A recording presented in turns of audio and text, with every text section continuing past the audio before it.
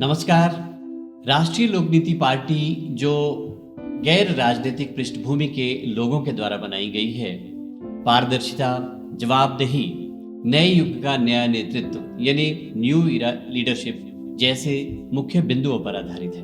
अर्थात जब आप सोचते हैं कि काश राजनीतिक दल स्वच्छ होते, पवित्र होते, ऐसे होते, वैसे होते, तो रामराज की स्थापना होती, तो इसका मतलब आप उस वक्त लोक नीति के बारे में सोच रहे होते हैं और जाने और अनजाने आप राष्ट्रीय लोक नीति पार्टी का हिस्सा बन रहे होते हैं। बहरहाल आज पार्टी का जो शिमला को लेकर विकास का परिलक्ष्य है, परिदृश्य है, उस पर चर्चा करते हैं और ये परिदृश्य आपके सामने प्रस्तुत करने जा रहा हूँ। सबसे पहला विषय है नगर निगम शिमला को पूर्ण रूप से स्वायत्त बनाना, फुल ऑटोनोमस इसको बनाना बहुत ज़रूरी है, ताकि हर छोटी बात के लिए सरकार के पास अप्रूवल के लिए, स्वीकृति के लिए ना जाना पड़े। पब्लिक ट्रांसपोर्टेशन को लेकर शिमला में काफ़ी काम करने की ज़रूरत है। यहाँ पे सर्कुलर रोड में जिनेवा की तर्ज पर ट्रेन की व्यवस्था की जा सकती है, ट्रेन ट्रैक वे सेटअप किए जा सकते हैं, स्थापित किए जा सकते हैं, ताकि पब्लिक ट्रांसपोर्टेशन सिस्टम दुरुस्त हो और सभी को अपनी गाड़ी लेके शहर में ना जाना पड़े। शहर में पार्किंग की व्यवस्था सही ना होना बहुत बड़ी समस्या है। सड़कों पर दोनों साइड में गाड़ियां ही गाड़ी खड़ी होती हैं, तो क्या हम सड़कों को गाड़ियों से मुक्त कर सकते हैं? इसके लिए रोड के वैली साइड में 500 मीटर से 1000 मीटर के बीच पार्किंग स्पॉट्स स्थापित किए जा सकते हैं, स्टील से इंफ्रा क्रिएट करके। शहर में शौचालय अव्यवस्थित स्थिति में हैं। हर 500 मीटर के बाद नए शौचालय बनाने होंगे और तकनीक से उनको लैस करके साफ सुथरे बने रहे, ऐसी व्यवस्था करनी होगी। शहर का जो स्वास्थ्य का लोड है आईजीएमसी पर कम किया जाए और 4-5 वार्ड्स में एक सामुदायिक स्वास्थ्य केंद्र स्थापित किया जाए, ताकि जो क्रिटिकल एलिमेंट है, क्रिटिकल ट्रीटमेंट की जिनको ज़रूरत है, वही लोग आईजीएमसी जाए, बाकियों का इलाज सामुदायिक अस्पतालों में हो। शहर में बिजली की तारें जो अभी नंगी और मकड़ जाल जैसी दिखती हैं, इसको अंडरग्राउंड करने की ज़रूरत रहेगी, ताकि इसके खतरे से भी बचा जा सके। तथा पानी शहर में 24/7 मिलना चाहिए, हर वक्त उपलब्ध हो, ऐसी व्यवस्था करनी होगी। इसमें जो सीपेज होती है, लीकेज होती है, उसका ध्यान रखना पड़ेगा। यहाँ सभी जगह तकनीक का इस्तेमाल किया जा सकता है। शहरवासियों के सरकार से जुड़े हुए सभी प्रकार के कार्य उनके घर में जाके उनके आवश्यकता आकलन के आधार पर निपटाए जाएं, ताकि किसी भी व्यक्ति को अपना समय सरकारी दफ्तरों में चक्कर काटने में और अधिकारियों से या नेताओं के पीछे भागने में ना इस्तेमाल करना पड़े।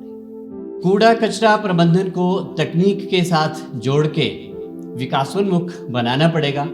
एक भी जगह कहीं कोई प्लास्टिक या कचरा ना दिखे, इसके लिए पब्लिक रेटिंग को भी अपनाना बहुत जरूरी होगा, ताकि शहर एकदम स्वच्छ बना रहे। शहर में विभिन्न जगह पर सीसीटीवी कैमरे लगने चाहिए, ताकि कोई भी व्यक्ति, महिला, बच्चे जब भी किसी भी वक्त बाहर घर से निकलते हैं और उनको एक सिक्योरिटी की फीलिंग हो। शहर को पब्लिक वाईफाई से भी कनेक्ट किया जा सकता है, इसके लिए भी कार्य करने की ज़रूरत है। स्मार्ट सिटी स्मार्ट दिखनी चाहिए, तो उसके लिए ये कुछ तकनीकी पहलू भी हैं जिन पर विचार करना ज़रूरी होगा। प्रत्येक वार्ड में बच्चों के लिए, वृद्धों के लिए park, parking, restaurant, mart, clinic, पुस्तकालय, ये ऐसी कुछ बेसिक सुविधाएं होनी चाहिए जहाँ पे फिजिकल एक्टिविटीज़ के लिए भी जगह हो, इंडोर गेम्स भी कर सके और कुछ खेल कूद के लिए भी वहाँ पे जगह बने। प्रत्येक वार्ड में नागरिक कल्याण सभाओं का आयोजन करना होगा, पंजीकृत करनी पड़ेंगी सभाएं। जो भी उस वार्ड में काम होने हैं विकास के, उनकी रिकमेंडेशंस, संस्तुति वो नागरिक कल्याण सभाएं करें और उसी की इम्प्लीमेंटेशन भी बाद में पार्षद के द्वारा की जाए। ये एक अनिवार्य पहल है, हर वार्ड के लिए होनी बहुत जरूरी है। विभिन्न निकायों के साथ सहभागिता के माध्यम से शहर में 3 साल के भीतर कम से कम 5,000 युवाओं के लिए अतिरिक्त रोजगार की संभावनाएं तलाशनी बहुत जरूरी है, जिसका खाका बनाया जा चुका है। पर्यटन की दृष्टि से शहर को थीमेटिक पार्क के रूप में, थीमेटिक टूरिज्म के रूप में, थीमेटिक इंफ्रा के रूप में डेवलप करने की बहुत ज़रूरत है, ताकि जो भी पर्यटक शिमला शहर आए उनको कम से कम 4 से 6 दिन यहाँ रहने के लिए, अगर आते हैं तो रहने के लिए और घूमने के लिए सारी व्यवस्था हो। आज 2 दिन से ज़्यादा रुकने के लिए यहाँ पे टूरिस्ट के पास कुछ देखने को मिलता नहीं। शहर का आकार बढ़ाने के लिए जिन नए क्षेत्रों को आसपास के शहर में शामिल करने हैं, तो वहाँ पहले सिटी प्लानिंग होनी चाहिए। सड़कें, स्कूल, हॉस्पिटल, सीवरेज, ये सारी व्यवस्था पहले होनी चाहिए, उसके बाद ही उसको सिटी में शामिल किया जाना चाहिए। नगर निगम की समूची कार्य प्रणाली को 1 वर्ष के भीतर ऑनलाइन करना होगा, ऑटोमेशन बेस्ड IT इनेबल्ड करना होगा। बिल्डिंग अप्रूवल्स की जो प्रोसेस है, प्रक्रिया है, उसका सरलीकरण होना चाहिए और एक निश्चित समय अवधि में वो अप्रूवल प्रोसेस कंप्लीट होनी चाहिए। इस पे बहुत ध्यान देने की जरूरत है। हाउस टैक्स के मामले में मकान मालिक जितनी जगह में स्वयं रहते हैं उसे कर के कैलकुलेशन से अलग रखने की जरूरत रहेगी। शिमला में टूरिस्ट को और अधिक सुविधाएं देने के लिए होम स्टे की योजनाओं को और प्रमोट किया जा सकता है, जो म्यूनिसिपल कॉरपोरेशन अपने पोर्टल के माध्यम से रेट कर सकती हैं, स्टैंडर्डाइजेशन कर सकती हैं प्रॉपर्टीज की, और उसके हिसाब से लोग ऑनलाइन अप्लाई करें, बुकिंग करें, लोगों के घरों में रहें। इससे जो स्थानीय लोगों की आर्थिकी है, लोकल इकोनॉमी है, इसको बूस्ट मिलेगा। शहर को डीकंजेस्ट करना पड़ेगा। कुछ एक जो इंस्टीट्यूशंस हैं, इमारतें हैं, संस्थान हैं, हमें शहर से कुछ दूरी पर स्थापित करने होंगे, दूर ले जाने पड़ेंगे, ताकि शहर में जो अभी घनत्व है आबादी का वो कम किया जा सके। भूकंप की दृष्टि से शिमला शहर जोन 4 में आता है और इसे अर्थक्वेक रेजिलिएंट सिटी बनाने के लिए जो भी व्यवस्था है वैज्ञानिक दृष्टिकोण के साथ, उसे करना बहुत जरूरी होगा।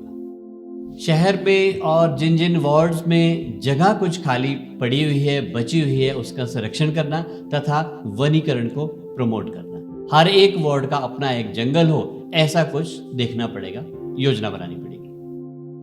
बंदरों व कुत्तों की समस्या से निजात पाने के लिए भी कुछ व्यावहारिक समाधान खोजने होंगे। शहर में जो बड़ी बड़ी योजनाएं लटकी हुई है काफ़ी समय से, उनका पुनर्निरीक्षण करने की ज़रूरत है और स्पीड अप करने की ज़रूरत रहेगी। शिमला शहर को पेरिस और जिनेवा की तर्ज पर विकसित करने के लिए काफ़ी कुछ काम करने की ज़रूरत रहेगी। पूरे शहर में यूनिफॉर्मिटी लानी होगी, पुरानी बिल्डिंग्स को तोड़ना होगा, नई बिल्डिंग्स बनानी होंगी और वहाँ पर उसमें यूनिफॉर्मिटी लानी होगी। एनर्जी और वाटर कंजर्वेशन के हिसाब से भी वो उन्नत और आधुनिक किस्म की बिल्डिंग्स हों। ऐसा शिमला शहर को बनाने का एक स्वप्न पूरा करने के लिए शिमला शहरियों का भी इसमें काफ़ी अधिक योगदान और सहयोग चाहिए होगा। ये शिमला शहर के विकास परिदृश्य को लेकर कुछ एक बातें कही हैं। ये बातें अपने आप में अपूर्ण हैं जब तक आप सभी की राय और प्रतिक्रिया, सुझाव, वैल्यूज़ इसमें ऐड नहीं होती है। ये हम निवेदन करते हैं शिमला शहर की प्रबुद्ध जनता से। इन विषयों पर सोचें, विचार करें और आप अपने बहुमूल्य सुझाव भी दें, ताकि उन सुझावों का समावेश इसमें किया जा सके और शिमला शहर को बेहतर बनाने के लिए राष्ट्रीय लोक नीति पार्टी को अपना एक हिस्सा बनाएं, ताकि मिल के हम बेहतर भविष्य का निर्माण कर सकें। नमस्कार।